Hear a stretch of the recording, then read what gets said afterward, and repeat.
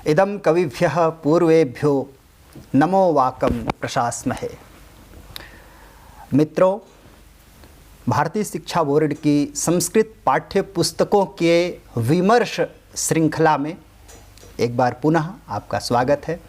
आज हम संस्कृत सुधा पाठ्यपुस्तक के अनंतर संस्कृत प्रभा की श्रृंखला का परिचय करेंगे और इन पुस्तकों की विशेषताएं क्या है, इसका प्रारूप क्या है और समाज से इन पुस्तकों के बारे में क्या हमें प्रतिपुष्टि मिल रही है, इसके बारे में हम जानेंगे। तो इसके लिए आज हमारे साथ जुड़ रहे हैं जिन्हें संस्कृत जगत में आप बार बार टीवी स्क्रीन पे देखते होंगे, डॉक्टर नारायण दत्त मिश्र जी। नमस्कार, स्वागत है सर आपका। आपने विद्यालयों में अध्यापन किया है, जिससे विद्यार्थियों की मनोवैज्ञानिक गतिविधियों से जुड़े हुए हैं। संस्कृत जगत में आपने अध्यापन के साथ साथ मीडिया का भी कार्य किया है, तो आप परिचित हैं कि किस प्रकार से संस्कृत का एक वातावरण बनता है, संस्कृत का अध्ययन अध्यापन किस रूप में चल रहा है। आपने दिल्ली विश्वविद्यालय के कॉलेजों में भी अध्यापन का कार्य किया है। यंग युवा अवार्ड से आप सम्मानित भी रहे हैं। तो बहुत सारी विशेषताएं हैं और बहुत सारे पक्ष हैं संस्कृत जगत के जिससे आप जुड़े रहे हैं। हमने आपको संस्कृत प्रभा ये प्रथम भाग देखने के लिए आपसे निवेदन किया था कि आप इसे देखें और बच्चों के लिए कितनी उपयोगी पुस्तक है। इसमें कौन कौन से ऐसे पहलू हैं जो आपके मन को हठात पढ़ने के लिए प्रेरित करते हैं या बच्चों को सहज रूप से अध्ययन के लिए प्रेरित करते हैं। इस बिंदु पर एक विश्लेषणात्मक विमर्श के लिए हम आज आहूत करते हैं आपको। जी स्वागत है। जी बहुत धन्यवाद। और भारतीय शिक्षा बोर्ड से जुड़कर जिस तरीके से संस्कृत की किताबों का, पुस्तकों का जो विश्लेषण करना, संपादन करना, इसके लिए आप मुझे बुलाते रहे, उसके लिए आपको विशेष रूप से धन्यवाद। ताकि मेरा जो अनुभव है, जो दायरा है, उसमें बड़े स्तर पर एक उसकी मतलब एक वृद्धि हुई, मुझे ये लगता है।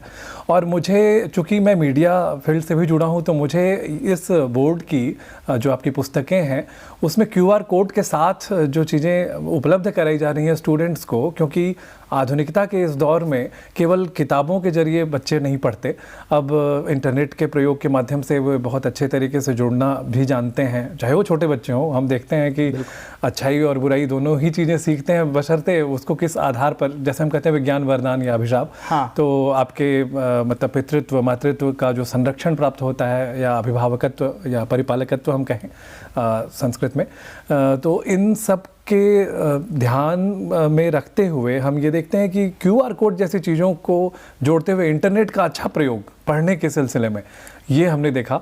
तो कोई भी एक पाठ हम जैसे उठाएं और यदि शिक्षक बोल रहा हो, समझा रहा हो, वो तो स्कूल या विद्यालय की परिधि में हम समझते हैं, जानते हैं इन चीज़ों को, लेकिन QR कोड के जरिए आप में से ही किसी छात्र के द्वारा जो रिकॉर्डिंग की हुई आवाज़ है, वो सब चीज़ें जो दिखती हैं, वो सुनने में जो मिलती हैं, वो एक विशेष आपका पहलू है। उत्साहवर्धक होती है, बहुत ही उत्साहवर्धक है और यह मतलब समाज के अनुरूप है, समय के अनुरूप है। और साथ ही एक बात यह भी मैं कहूँगा कि मीडिया के कार्यों में संलग्न होने के बाद मैंने ये देखा कि हम कहते हैं कि संस्कृत जो है, इसको क्षेत्रवाद से जोड़ा नहीं जाना चाहिए। उच्चारणगत वैविध्य थोड़ा बहुत दिखता है, तो उसको भी मतलब आप माइन्यूटली यदि कहें तो हम कह सकते हैं कि थोड़ा बहुत दिखता है। जैसे व को ब कहना, री को रू कहना, मतलब ज्ञ ज्ञ, इन सभी में थोड़ा बहुत अंतर, ये इसे क्षेत्रवाद से आप जोड़कर कह सकते हैं। हाँ, विविध क्षेत्रों में जो स्थानगत परिवर्तन होते हैं वो तो सहज भाषा में देखने को मिलते हैं। जी, चाहे हम हरियाणा की भाषा देखें या बिहार की भाषा देखें या महाराष्ट्र की देखें, मध्य प्रदेश, उत्तर प्रदेश या और दक्षिण प्रांत में हम जाते हैं, तो क्षेत्रगत प्रभाव भाषा में दिखाई पड़ता है। बिल्कुल स्वाभाविक। पर संस्कृत को ये जो हम कहते हैं कि एक तरीके की कमी है, अल्पता है, न्यूनता है, उसको छू नहीं पाती। ये हम कहते हैं कि संस्कृत इन विषयों से थोड़े ऊपर की बात है। हाँ। इसलिए ये अधिक वैज्ञानिक परिष्कृत भाषा है। तो मैंने ये देखा कि QR कोड के जरिए जब बच्चे सुनेंगे, मतलब उन चीज़ों को, जैसे एक शिक्षक, अच्छा शिक्षक भी यही कोशिश करता है, प्रयास करता है कि भाषा की इन जो निजी चीज़ों को कम से कम हम सामने न रखें, एक आदर्श स्वरूप रखें, जिससे एक भारतीयता, राष्ट्रीयता या संस्कृत की जो अपनी वैज्ञानिकता है उसको बाधा न पहुँचे। तो ये आपके पाठ में जो रिकॉर्डिंग जो सब कुछ है उसमें मुझे ये बहुत दृष्टिगत हुई। कई पाठों को हमने सुना, देखा, शिक्षक, अध्यापक या छात्र या छात्राएं जिनका स्वर है, चाहे वो गायन के संदर्भ में हो या फिर जिस तरीके का पाठ है उस तरीके की भाव भंगिमा के साथ जो प्रस्तुतिकरण का जो अंदाज है उसमें कहीं भी क्षेत्रीयता का स्तर छू तक नहीं पाया है, मतलब वो किसी ने छुआ तक नहीं है उसे। ये जानकर बहुत अच्छा लगा, क्योंकि हम बाल मन में उस चीज़ को जब हम डालते हैं जिससे कि वो एक रूप से समाज के एक 5 वर्षों के अनुभव से ना अपने आप को तौले, बल्कि व्यापक रूप से देखे, समझे और संस्कृत की इयत्ता को विस्तृत रूप में, वास्तविक रूप से जाने, तो इसमें एक बड़ा एक कारगर पक्ष है। रिकॉर्डिंग के लिए भी आप लोगों ने, जिन्होंने भी परामर्श दिए हों, इसका वास्तव में उद्देश्य यही है। इसी उद्देश्य से ये ऑडियो रिकॉर्डिंग करके रखी गई है। इसमें हमने पुस्तक बनाने के साथ साथ इसका ऑडियो बुक तैयार किया कि इन पुस्तकों को पढ़ाने के लिए हमारे लिए अध्यापक की उपलब्धता और उन अध्यापकों को उस प्रकार की ट्रेनिंग देना। कई जगह सुदूर क्षेत्र में अध्यापक उपलब्ध नहीं होते हैं, बिल्कुल, तो ऐसी अवस्था में बच्चे उनको पढ़ सकें, क्योंकि मोबाइल और इंटरनेट हर जगह वर्तमान में भारत में सुलभ है। तो वो इन्हें स्कैन करके और इनका उच्चारण क्या होगा, आदर्श उच्चारण क्या होगा, किस रूप में हम इनको पढ़ें, वो ऑडियो बुक के माध्यम से पढ़ सकते हैं, देख सकते हैं जी। तो ये अध्यापक के लिए और बच्चों के लिए, दोनों के लिए ही कारगर होगा जी। और एक अन्य भी पक्ष है जहाँ पर मैं आपका, सभी का, दर्शकों का ध्यान आकर्षित करना चाहूँगा, बल्कि छात्रों का, अध्यापकों का भी विशेष रूप से, क्योंकि छात्र और अध्यापक मिलकर ही शिक्षा को सर्वांगीण बनाते हैं पाठ्यपुस्तकों के साथ। तो मैंने ये देखा कि इस पुस्तक में आजकल जो संस्कृत की जो स्थिति है, मतलब एक ऐसा अच्छा वर्ग भी है जो बहुत अच्छे तरीके से संस्कृत का प्रयोग करता है, और एक ऐसा वर्ग भी है जहाँ पर सरलता के पीछे अपने आप को रखते हुए कुछ विसंगतियों को भी हम पाठ्यपुस्तकों में हम सजा हुआ देखते हैं। तो ये कई बार नागवार गुजरता है कि सरलता के कारण हम कहीं मतलब भाषिकता में थोड़ी समझौता ना करें। हाँ। तो यहाँ पर अल्पता मुझे इस मामले में नहीं दिखी। ये बहुत हर्ष की बात है, और आप सभी जो भी पाठ्यपुस्तक से जुड़े हैं, भारतीय शिक्षा बोर्ड से, संस्कृत के उद्यम से जुड़े हैं पाठ्यपुस्तकों के निर्माण में, वो आप सभी विशेष रूप से प्रशंसा के पात्र हैं। इस प्रसंग में मैं बताना चाहूँगा कि पूज्य स्वामी रामदेव जी, पूज्य आचार्य बालकृष्ण जी तथा हमारे जो चेयरमैन हैं डॉक्टर MP साहब सर, आप लोगों का स्पष्ट निर्देश होता है कि प्रत्येक व्यक्ति भारत का संस्कृत को जाने, सीखे और उसी रूप में जाने, सीखे जिस रूप में वो है जी। व्याख्यात्मक रूप में नहीं जी। और उसका वो अध्ययन कर सके। इसलिए हमने मूल संस्कृत का प्रयोग, क्योंकि आप देखेंगे कि प्राचीन संस्कृत या वैदिक संस्कृत के ग्रंथ लें, उनको जब हम संधि विच्छेद करके पढ़ते हैं तो बहुत सहज होते हैं, बिल्कुल। बस उनके सिस्टम को समझने की ज़रूरत है। जब तक हम उस सिस्टम को नहीं समझते हैं तब तक वो लगता है कि कठिन है, लेकिन जैसे ही हम उसके सिद्धांतों को समझ लेते हैं, उसका भाषिक स्तर क्या है ये समझ लेते हैं, उसके बाद वो सहज और सिस्टमैटिक ढंग से, एक वैज्ञानिक तरीके से हम आगे बढ़ते चले जाते हैं, उसको समझ पाते हैं। तो इस चीज़ को ध्यान में रख करके और हमने मूल संस्कृत के साथ में बहुत ज़्यादा संपादित ना करते हुए प्रयोग किया है पाठों में। पर इस बार मतलब एक मैं व्याकरण का छात्र रहा हूँ और अध्यापन का भी अनुभव रहा है विश्वविद्यालय और विद्यालयों में भी, तो उन दोनों ही स्तरों पर रहते हुए मैंने देखा कि विश्वविद्यालय में भी सरलता का जो मापक है और ये जो मानकीकरण का जो आजकल का अंदाज है, वहाँ भी थोड़ा बहुत समझौता करने का एक प्रचलन है। पर यहाँ विशेष रूप से मैं ये पॉइंट इसलिए बता रहा हूँ इस तथ्य पर कि जैसे हम संधि पर हम कहते हैं कि संधि होनी ही चाहिए, और कहीं यदि आप संधि विच्छेद करते हैं, संधि सरल करते हैं संस्कृत को, तो पूरे तरीके से पाठों में भी उसका दिग्दर्शन होना चाहिए। मतलब एक पाठ है तो एक पाठ में आप संधि कर रहे हैं तो पूर्ण रूप से संधि कर रहे हैं, हाँ। और यदि नहीं कर रहे हैं तो फिर पूर्ण रूप से नहीं कर रहे हैं। तो एक दो पाठों में जैसे मुझे लगता है उसके पीछे की धारणा बीच बीच में जब संपादन का अनुभव है तो आपके साथ, तो उन सभी के क्रम में मुझे ये बात अनुभवात्मक रूप से ये आई कि संधि का प्रयोग बीच में विवक्षा के आधार पर करते हैं, जैसा कि आपने ही कहा कि विवक्षा के आधार पर कहीं करते हैं कहीं नहीं करते हैं। तो मेरा प्रश्न ये है कि आप चूँकि इस निर्माण समिति के आप आप लीड कर रहे हैं, नेतृत्व कर रहे हैं, तो ऐसे संदर्भों में जो छात्र हैं विद्यालय के, उनको आप किस तरीके से, किन तर्कों के आधार पर ये बताएंगे कि एक ही पाठ में हमने इन दोनों ही प्रवृत्तियों को रखा है, कहीं सरल करते हुए संधि को तोड़ा है, विच्छेद किया है, जैसे हम कहें कि विवेकस चाशो, ऐसा कुछ कहें, विवेकस चाशो धैर्यम च मान लेते हैं, तो समास में संधि देखेंगे। जी, तो मतलब कुछ कहें विवेको और बालः, विवेकः एव नाम बालः यः अस्ति सः, तो विवेको बालः। कहीं आप कह रहे हैं कि नहीं सुमितः बालः, तो सुमितो बालः कहना चाहिए, ऐसा कुछ। मतलब एक सामान्य से उदाहरण है जो बच्चों को समझ में आएंगे कि नाम है सुमित किसी का, तो सुमितो बालः कहें, या रामः गच्छति और रामो गच्छति, इस प्रकार से कह सकते ये हैं, वाक्य विन्यास के साथ कह सकते हैं। देखिए, सामान्यतः तो नियम हम सभी जानते हैं कि संहितैक पदे नित्या धातु उपसर्गयोः नित्या समासे वाक्ये तु सा विवक्षाम अपेक्षते। तो कुछ स्थान ऐसे हैं जहाँ नित्य संधि है, उसका पालन किया गया है। सहजता के लिए कहीं कहीं पर संधि को भंग किया गया है जहाँ संधि का प्रयोग ना हो।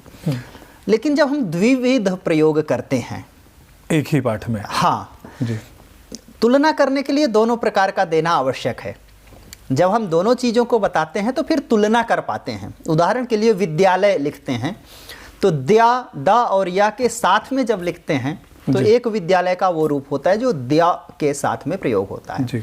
और एक द अलग और या अलग, ऐसा भी लेखन में प्रचलन में है। हिंदी निदेशालय इसको प्रयोग मानता है, स्वीकृत। जब हम दोनों को पढ़ेंगे और दोनों को साथ में रखेंगे तो तुलना कर पाएंगे और समझ पाएंगे जी। तो एक जगह दोनों को प्रयोग करने का यही उद्देश्य होता है कि बच्चे इसे भी जाने और इसे भी जाने, स्वतः जागरूक हों, बिल्कुल, उनमें चिंतन करने का सामर्थ्य विकसित हो। जी। पर इसमें हम जैसा कहते हैं कि छात्रों की जो संख्या है उसमें 20 या 30% मेधावी छात्र होते हैं और बाकी मान लेते हैं, जो हम शिक्षा के मनोविज्ञान को देखते हैं तो 70% तक एक साधारण मानसिकता या फिर मेधा से इसे थोड़ा सा बढ़ा सकते हैं। ठीक है, मैं 50 ही बता लेता हूँ कि 50% का एक आंकड़ा होता है जो मतलब सामान्य रूप से हम देखते हैं कि एक व्युत्पन्न छात्र होता है, स्वतः अध्यापक के कहने के बाद ही या उसके ठीक पहले ही उसको समझ आने लगती है कि शिक्षक का अगला वाक्य ये होगा या इस विषय पर ये बताना चाह रहे हैं आप।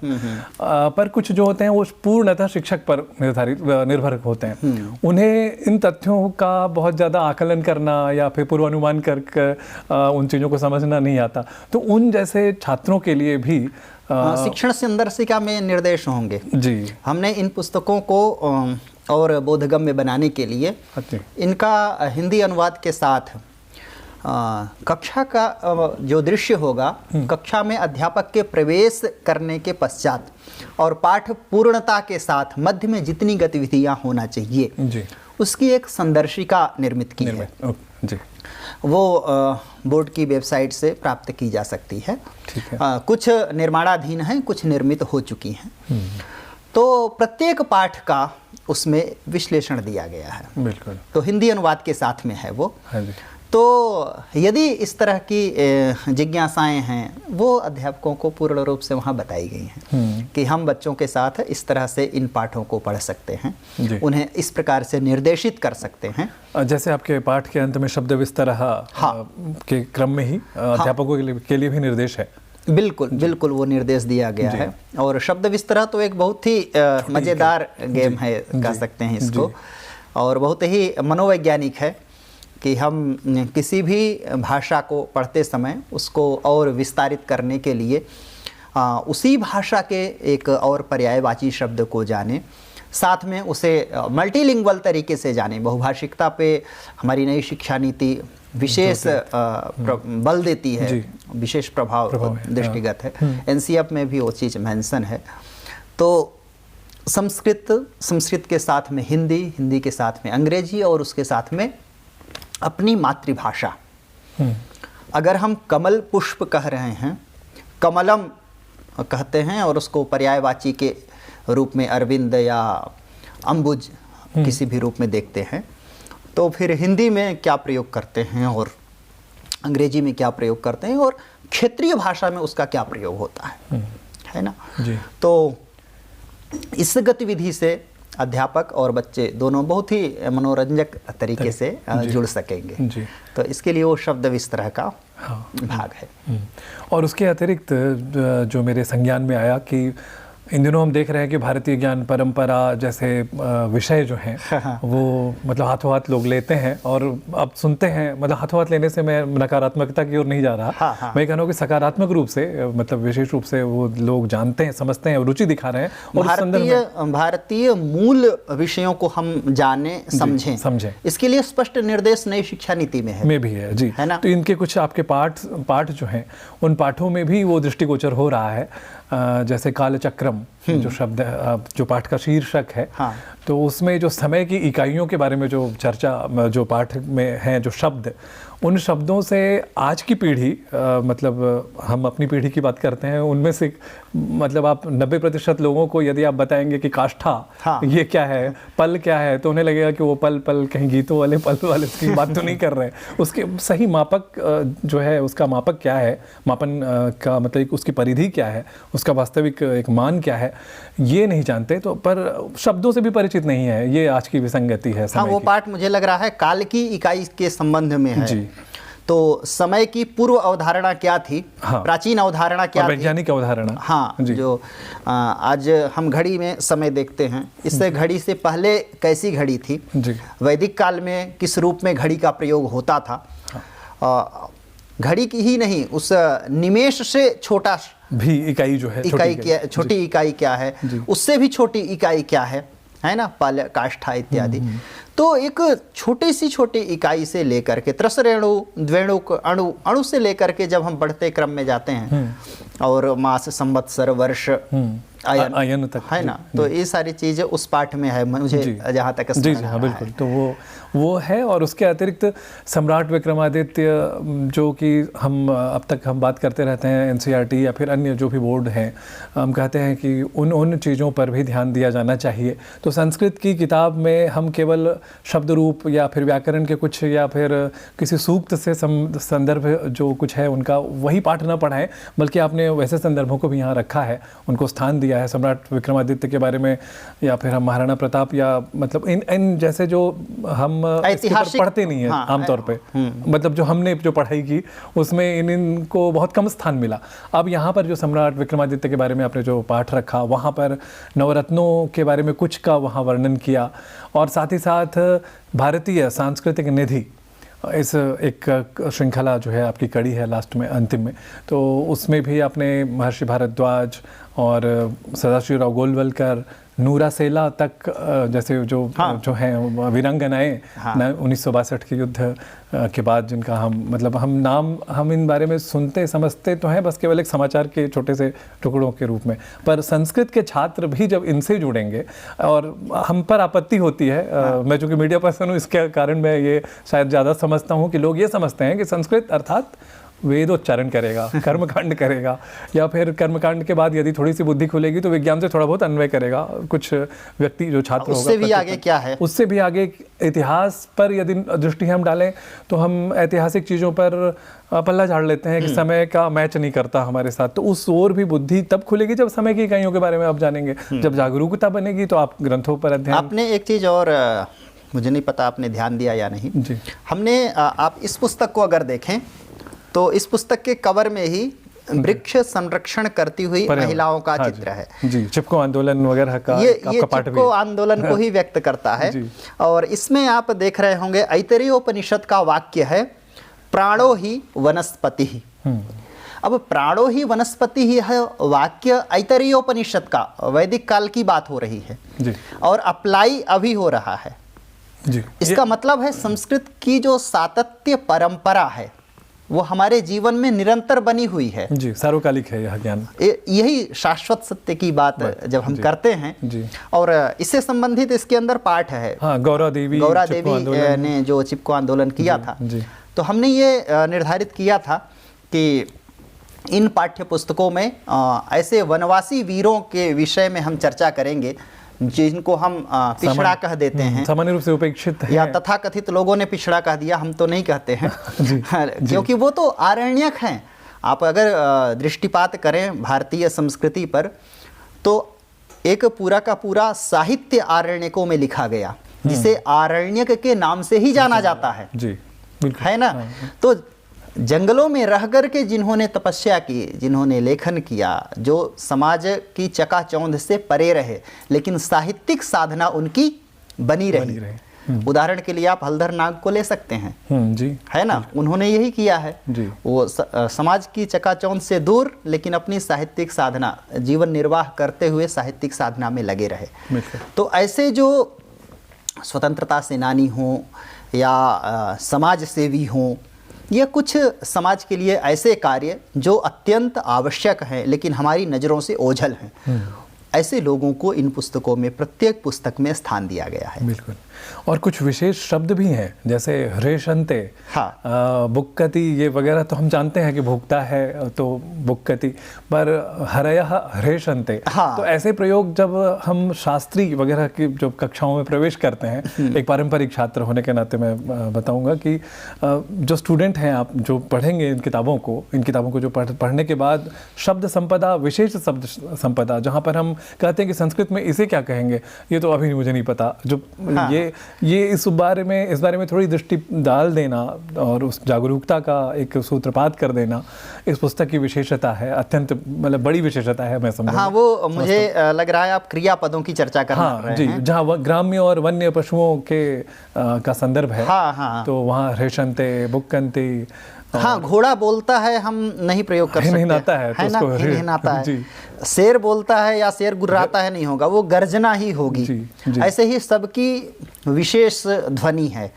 कौवा बोलता है सामान्यतः कहते हैं, लेकिन संस्कृत में जब जाएंगे तो कौवा बोलता है, काकः वदति नहीं होगा, काकः क्रोशति। जी, काकः क्रोशति का प्रयोग होता है। कुक्कुटाः संप्रवदन्ति, ऐसा प्रयोग है। तो ऐसे ही अलग अलग ये प्रयोग होते हैं। जी, तो ये छठी क्लास कक्षा में जब बच्चे इन शब्दों से परिचित होंगे तो उनमें एक पठति, हसति, लिखति, करोति, कथयति, इन सब के अतिरिक्त कुछ नए शब्दों का जो ज्ञानवर्धन कर रहे हैं इस पुस्तक के माध्यम से, ये भी एक विशेष उल्लेखनीय तथ्य है। जी।